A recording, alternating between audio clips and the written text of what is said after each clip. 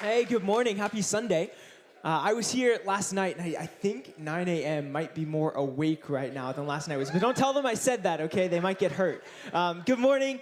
We had an amazing summer at our youth church, Youth at the Rock, where we did our 6th annual summer internship, which is kind of a program where we disciple and train high school age leaders to transform the cultures that they're in. Because we believe every person is placed by God sovereignly for a purpose in a culture, whether it's their family, for high schoolers, it's their school. And how many of you think it's a good thing for high schoolers to take 3 weeks of their summer to learn how to be Jesus in those places? It's awesome. So we do that through our values, like Pastor Brendan talked about, a family kingdom. But one of those core values that we really emphasize is identity, of having students realize that they're loved by God as a son and as a daughter. So I have a very special student who's going to come up and share his story about what God did in his heart this summer. He's 16. It's his first time sharing from this stage. But here's the deal. We believe that what God does at youth isn't supposed to just stay at youth, but it's going to impact our hearts as a church family. So as he shares, I want us to just listen for even what could God be speaking to us through this story about what he's doing in our church family. So will you stand, honor, and welcome Mickey Baggett as he comes and shares.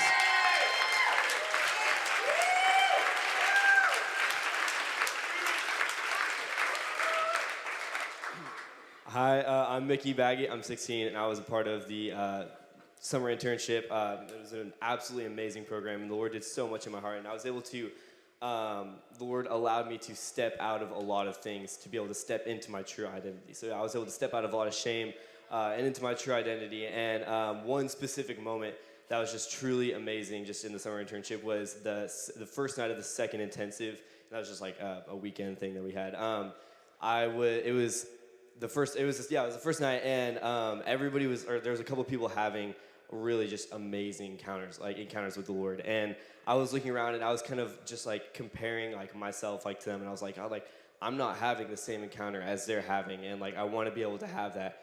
And I was kind of jealous, and I was just like having like an inner like dialogue with the Lord, and I was like, Lord, like I'm not having the same encounter. Like, am I doing something wrong? Like, what's like wrong with me? Like, why aren't I having the same encounter? And then he was just like, I'm going to encounter you however I want to encounter you.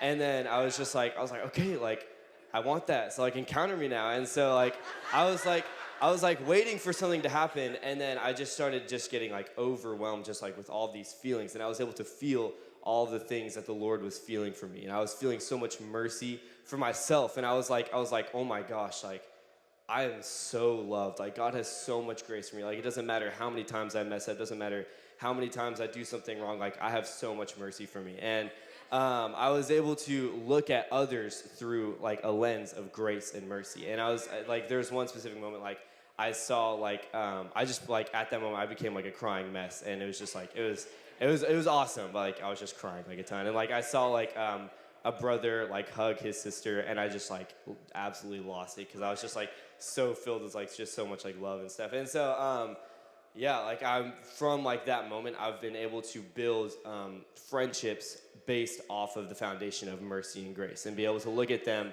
with through eyes of mercy and through eyes of grace. And even come on.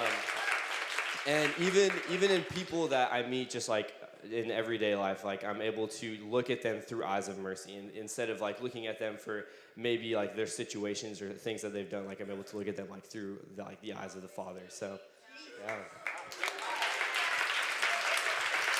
Come on, it is so good. So I love Mickey's story because I think Mickey is one of many students who had an incredible encounter this summer. But what it is it's a picture of what God wants to do in a generation, in an age of comparison, of social media, a student getting a revelation of God's love for them, that he loves each person uniquely. That's what we're going after as a church. So here's the deal. If you have a student, a kid between the ages of 13 and 18, and you're a parent, we want to welcome you this Friday, August 12th. We're going to have kind of an information vision night for parents over at our Bonita campus at 7 p.m. this Friday. And then next Friday, you'll see on the screens, we are launching youth for the year. We kind of took a break for the summer. So if you have someone, or you are between the ages of 13 and 18, come be a part of what God's doing. Mickey, why is it important for a high schooler to be involved in a youth group during their high school years? There are like a lot of times where you'll have like an amazing encounter with the Lord that it just like totally like changes you. But honestly, like being able to be in a community where everybody's like fighting for you and fighting with you is like super amazing. It's amazing to have just relationships with people that keep you accountable, and it's just totally just 100% built off of like growing in the Lord. So it's like it's helped me grow in the Lord like more than anything. So yeah. Come on, so good. Well, give it up for Mickey. Give it up for Jesus.